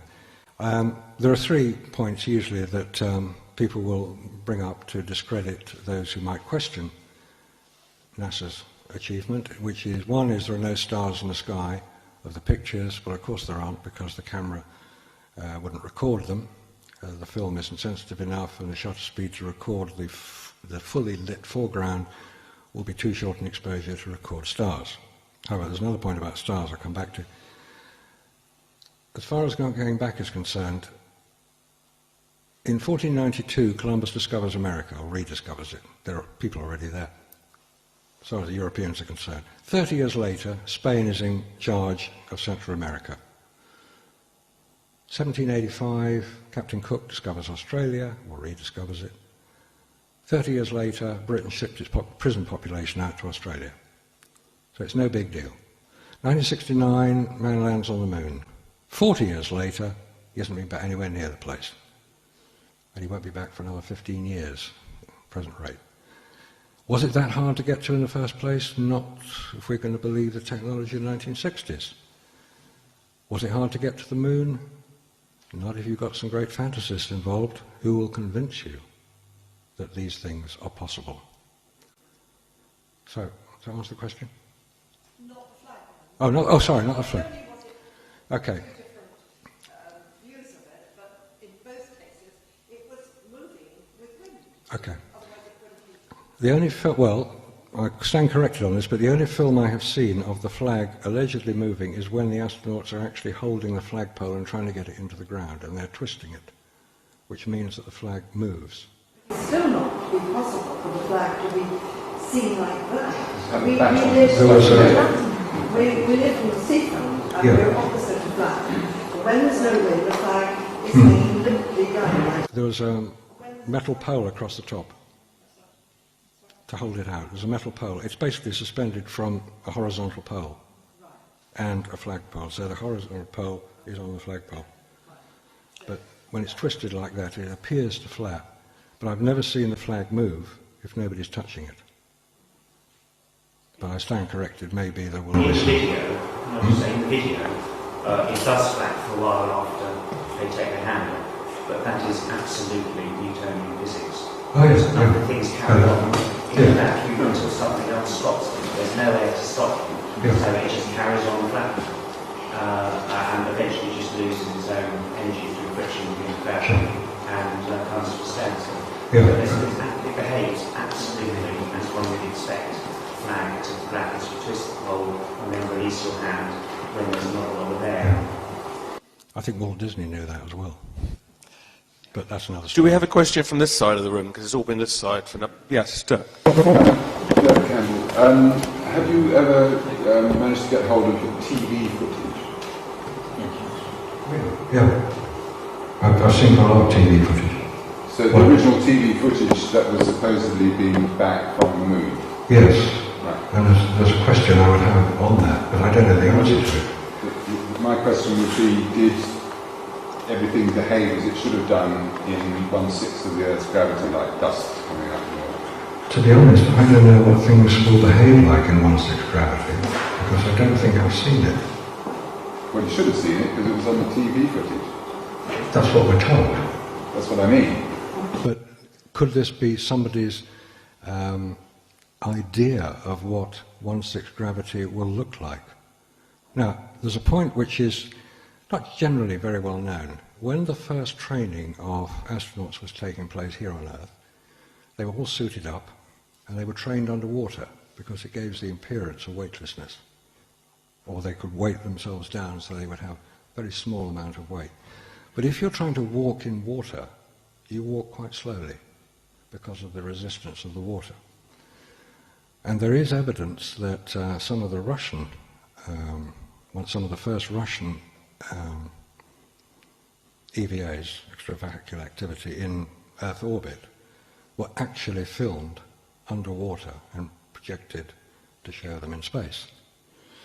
So if one is used to seeing astronauts moving as if underwater, you're not suddenly going to change that when they get to the moon. So they had to maintain this sort of myth that people move slowly. Because if you've only got 1/6 gravity, no matter how heavy your backpack is, the strength of your legs will still be the same. We saw them jumping. They jump about the same height off the ground as you would on Earth, about 18 inches, about that high. You'd think they'd jump about 6, 7 foot.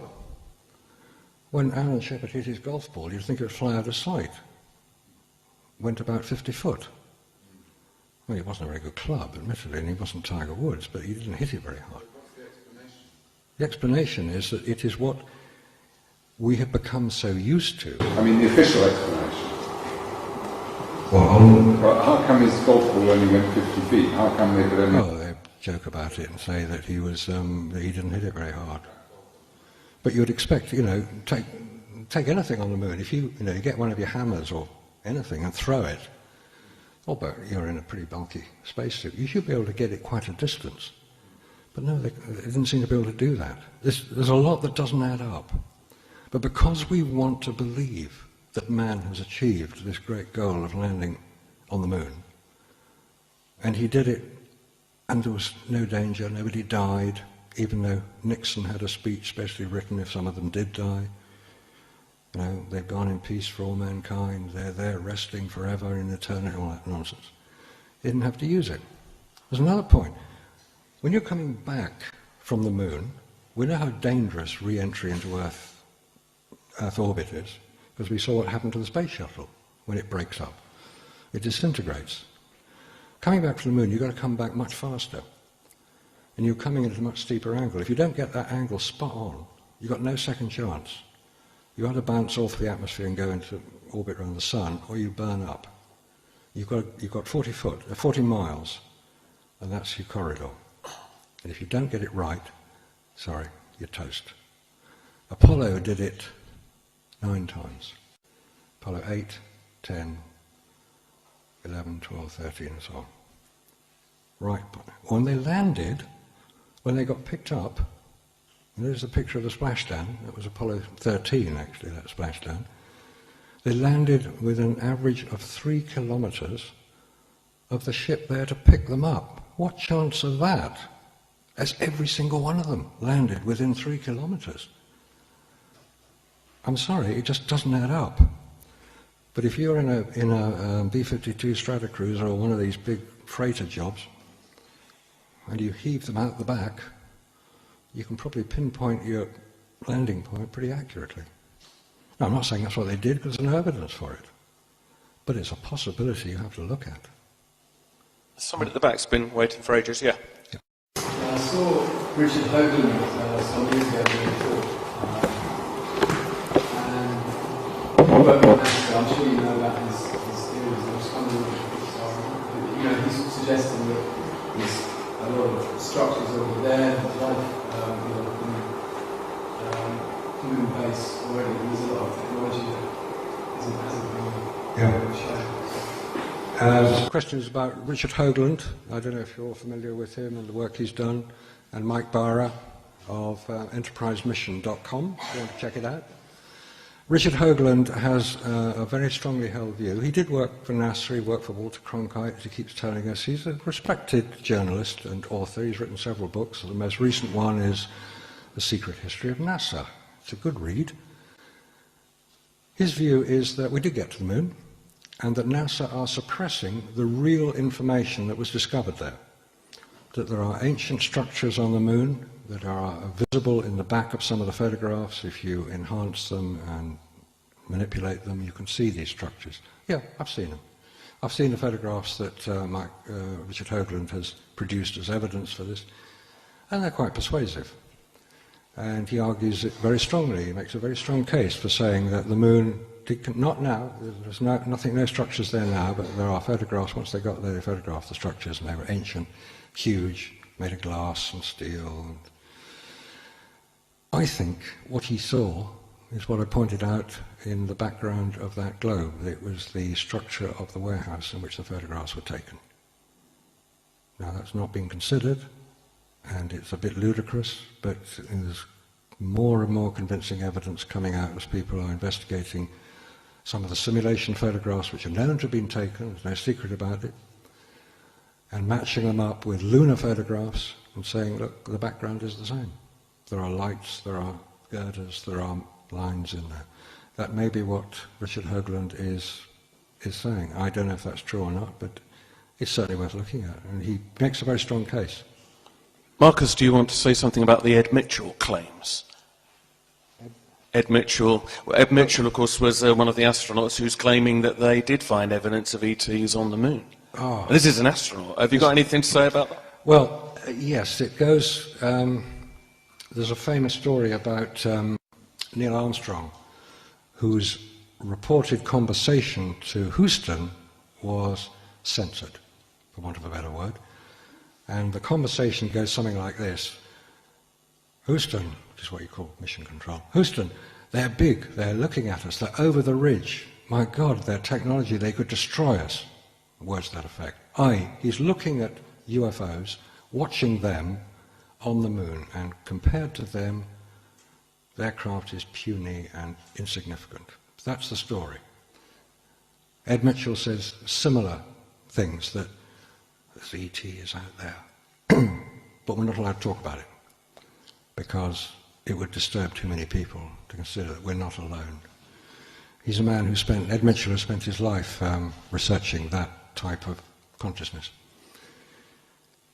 Because the actual recording of Ed Mitchell's conversations with Houston, Neil Armstrong's conversations, don't actually exist in the transcripts, I can't give very much credence to it. It can only go on the evidence. It would be great if there was ET. Wonderful. But there's no evidence for it. There's nothing which can be supported. It's a brilliant form of disinformation. By saying that Neil Armstrong said he saw them on the moon, it makes you immediately believe he must have been there to see them. So it confirms NASA's whole story. No matter how much disinformation they make, who's going to believe ET? A lot of people go along with that and say, yeah, if Neil Armstrong saw it, I've got to believe him. There are various other stories about Neil Armstrong which are far too rude to tell, but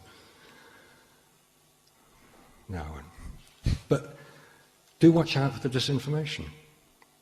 The things that you want to believe, and you think they are covering them up. No, they're usually cocking them up rather than covering them up.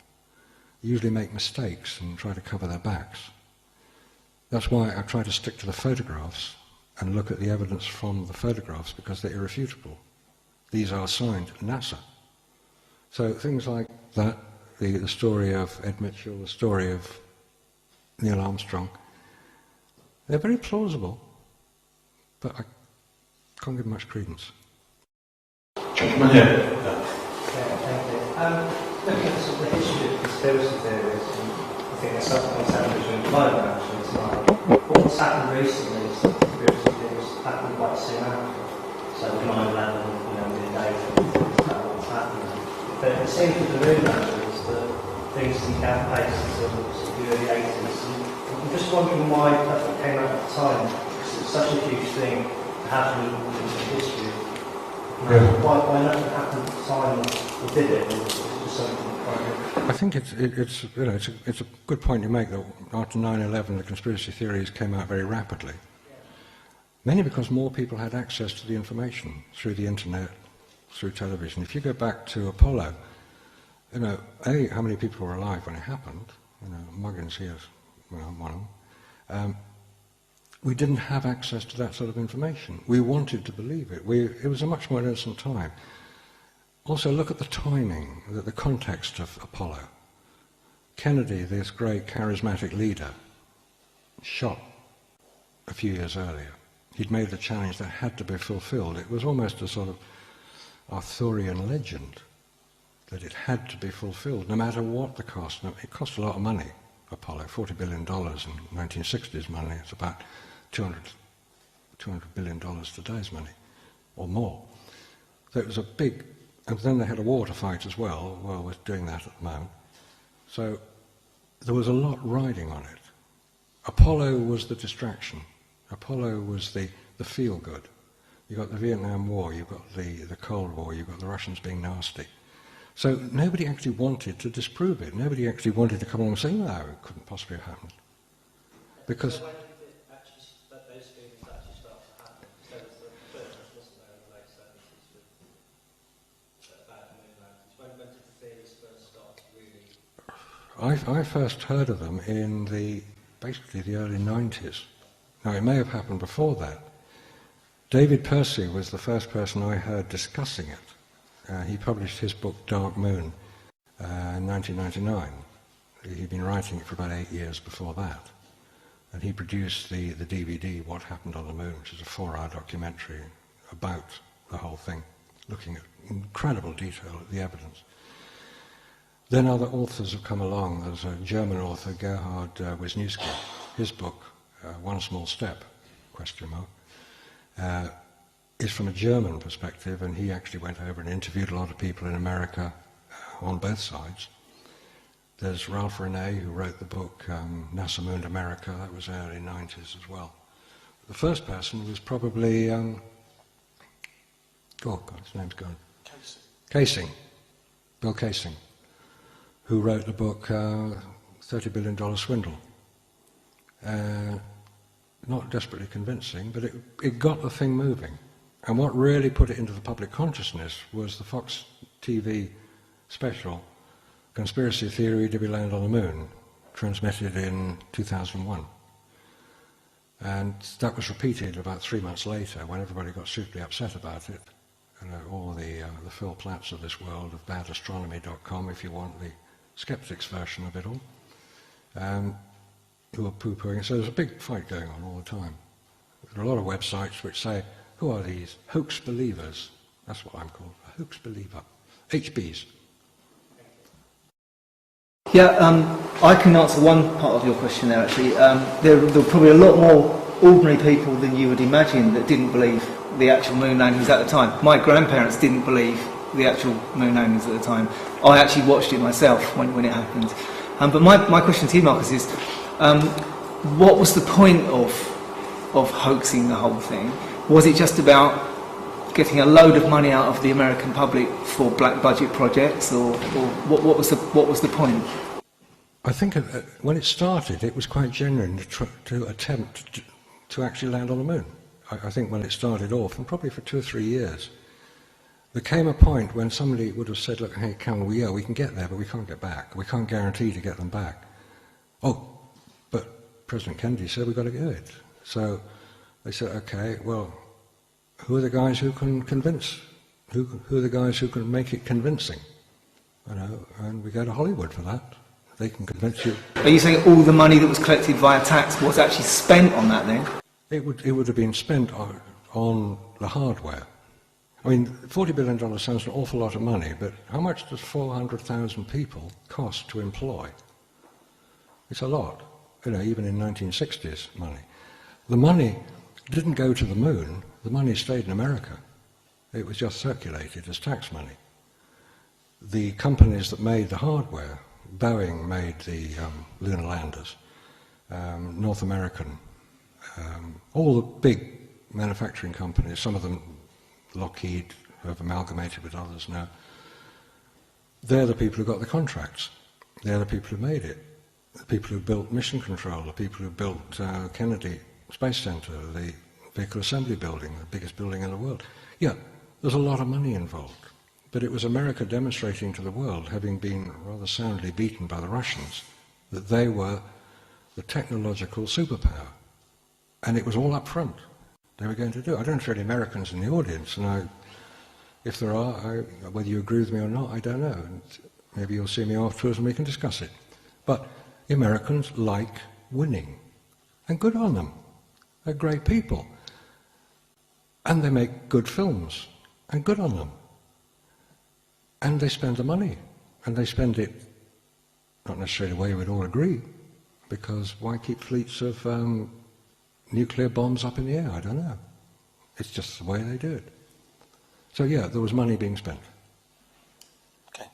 Over at the back, Pitt. Marcus, how do you find that skeptics actually refuse something really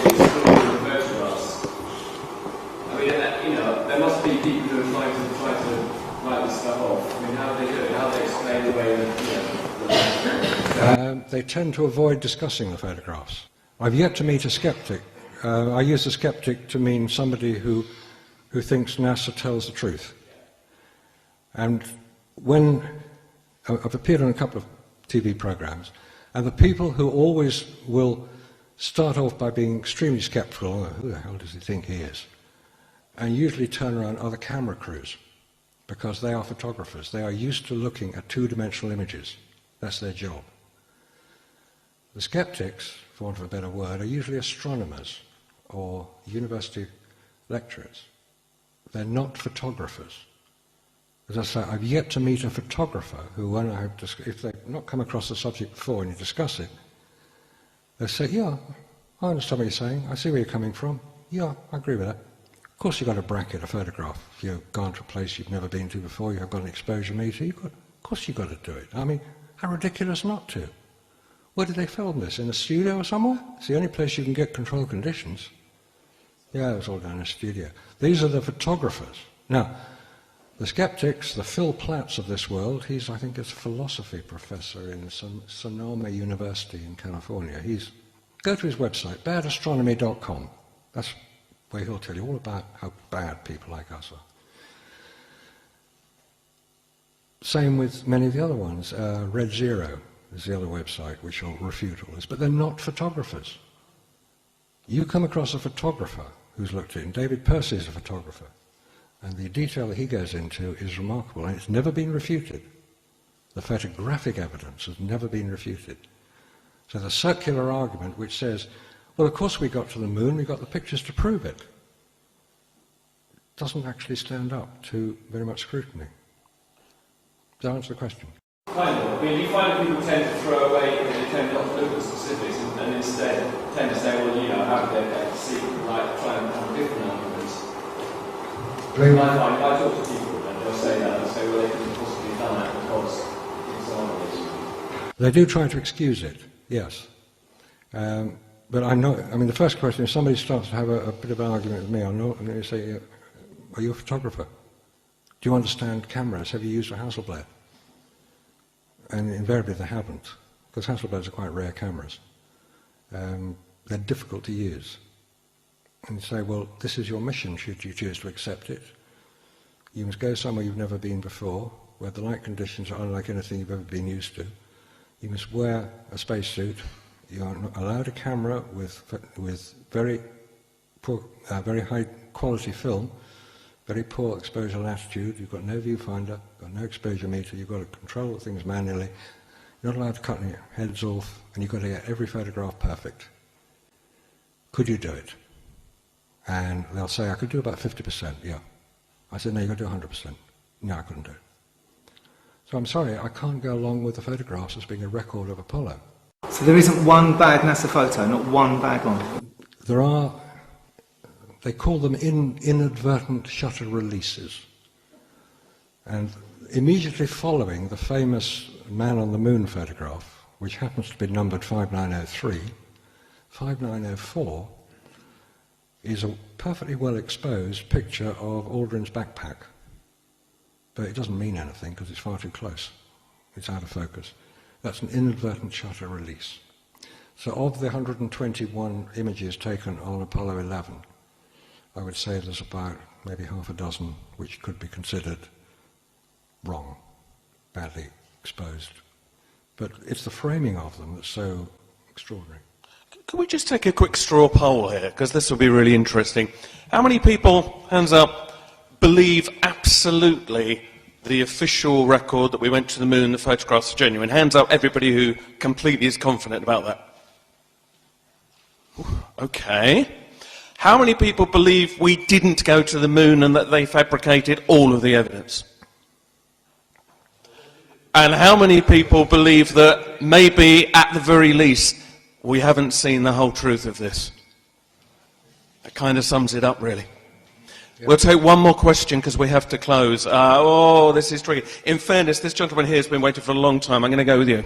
Yes, I appreciate your expertise in photography and that, but my big worry is in the computer. Because I remember being taken to a moneylenders emporium in about 1960, and the computer was as big as this room. And they're very proud of it, too. So they've gone from something that big. I mean, I don't know how big the old door computers were, do you? Quite small, but that's supposedly, but that's a huge leap from when the chips are going, for example. 47. Oh, right, so they have those. The But size- that's it's very smart for commercial use, like everything else.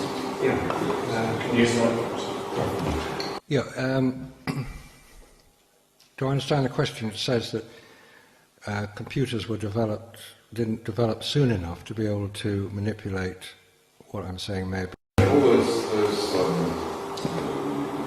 the mathematics and all the stuff going through space and it's a pretty complicated thing. And I'm just worried, I can't see how the huge leap in such a short time. There was a remarkable amount of development going on at the time. Don't forget there's a war going on at the same time, which cross-fertilizes. One of the major problems I had was with, if this was all fabricated, we're talking 32,000 still photographs, we're talking several hundred hours of film and TV, we're talking many, many different sets. Could they have done it in the time? Because it all had to be done at a certain time. And the answer is basically yes, it wasn't that difficult. You take one photograph, you take 100, and if you go through the images, they're just duplicates, one after the other, very slightly different position. That's the plausibility threshold I mentioned. It's very hard to get over that. How could they do it, and how could I have been taken in by something as obvious as this? Maybe you don't think it's obvious. Maybe you think that I'm talking complete nonsense, and if so, I'd love to hear about it, because I've got other things to do. It'd be nice to try a few of them. But I keep coming back to this subject. And, I mean, that's one of the points. How did they do it? I don't know all the answers. I wish I did. We've got to close. Well, I think the straw poll really says it all, that it's obvious we don't know the whole truth of this. And I hope, and I'm sure, that you will agree that Marcus constellated at least a lot of the arguments, and very well. So, thank you for coming. If you want to come to future meetings, fill in your email address, pop it in the box as you go out, look at the books and leaflets. But most of all, thank you to Marcus. So, big hand please for Marcus Sam.